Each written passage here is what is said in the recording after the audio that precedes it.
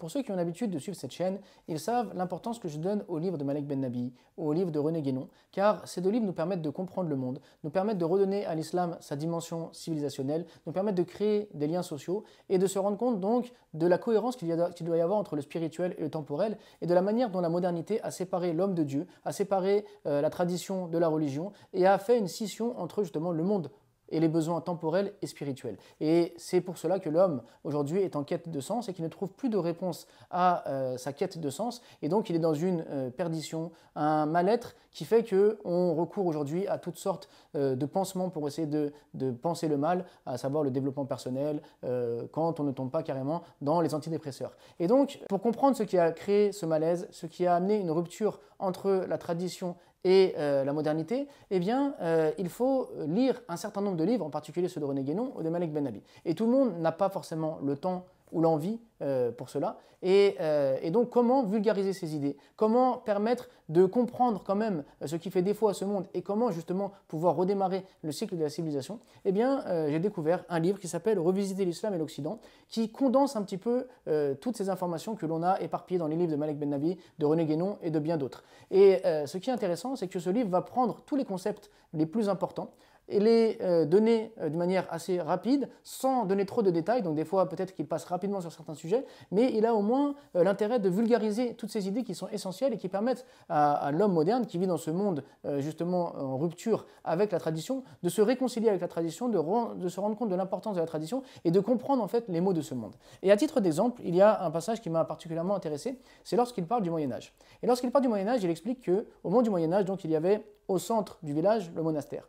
Et que ce monastère créait des liens sociaux. Pourquoi? Parce qu'il aidait les démunis, il s'occupait des pauvres, il donnait à manger, mais également il s'occupait de l'éducation. Et donc il donnait une éducation pour tous. Et par la suite, donc, le monde moderne a voulu faire une rupture avec ce Moyen-Âge, qu'on appelle la Renaissance et tout ce qui vient après, et donc il a détruit le monastère. En détruisant le monastère, donc il a donné le pouvoir aux bourgeois, certes, mais il a surtout privé le pauvre de l'accès à l'éducation. Il a privé le pauvre de l'accès bien aux aides sociales que le monastère dispensait. Et puis bien sûr, il a contribué à écraser la religion et donc faire perdre le sens de ce monde et le sens de la spiritualité. Et par la suite, donc, on a cherché à construire idéologiquement une idée du Moyen-Âge en disant que le Moyen-Âge était un moment sombre dans lequel il y avait l'oppression, la tyrannie, etc.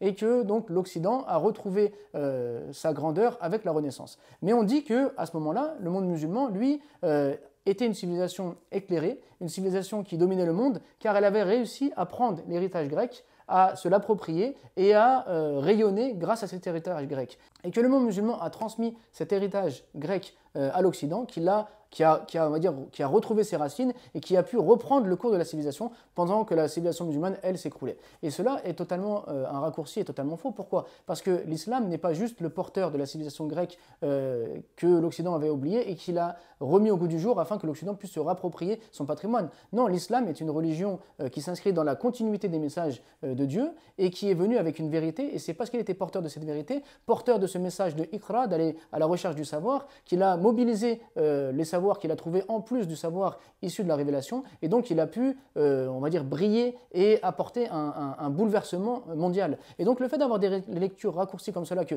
le Moyen-Âge c'était l'oppression, la Renaissance c'est les Lumières, les musulmans ne sont juste qu'un porteur d'une civilisation grecque qui avait été oubliée afin de permettre à l'Occident de renaître. Non, ça c'est une lecture qui est simpliste et qui malheureusement circule dans de nombreux livres, circule dans l'enseignement universitaire et que ce livre permet donc de pointer du doigt et de montrer les limites. Car l'islam a eu son moment de gloire parce qu'il était justement porteur d'une vérité et qu'il a su agir en conséquence de cette vérité. Et si aujourd'hui l'islam n'a plus cette heure de gloire qu'il a eu hier, ce n'est pas parce qu'il a transmis l'héritage grec à la civilisation occidentale qui a su donc elle le porter et le redynamiser, mais c'est parce qu'elle n'est plus à la hauteur de l'application de ces grands principes que sont les principes de la révélation.